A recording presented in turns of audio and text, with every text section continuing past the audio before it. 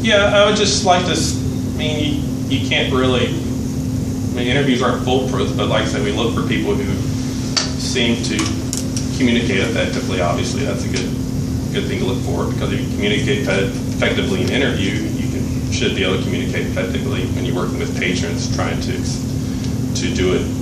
For example, with reference, you're trying to do an interview with patrons to try to kind of get to the bottom of what information they're looking for and try to fish that out. So we just look for people who can try to communicate effectively and work, show some affinity of being able to work with people.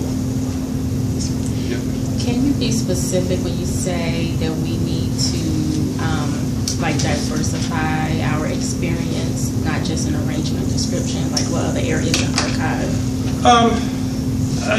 I would say, I mean, look at what you want to do in an archives. I mean, do you want to be, like with our 4 sections, we have the digital services section. If you want to do work in that field, if that's more your cup of tea, it's not mine, but if it's more your cup of tea, then I think you should try to, obviously, concentrate on finding an internship directly related to that, but if not, get what you can and then try to see if there's a way you can look at your arrangement description project to see if there's a way that this is a candidate for something to be digitized or something you could do into more what you want to work in, or if you want to work with the public with me, if you want to like interact with patrons and kind of learn about who the patrons are that come to the state archives and what their historical inquiries are, then you could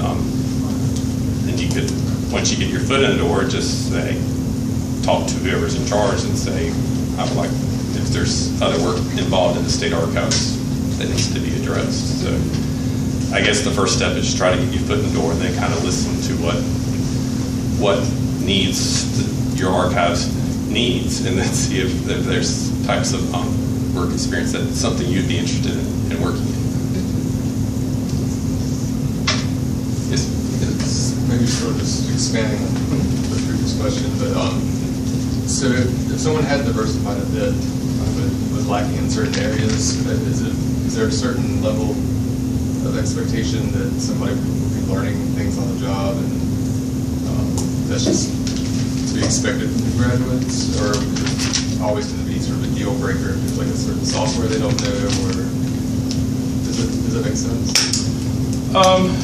No, I mean, I guess it depends on what you're applying for. I mean, I can only really speak to what we look for in applicants. And to be honest, with public services, we really don't have that many internships available. But if you're looking to be involved in the public, then you can talk to the wherever archives you end up.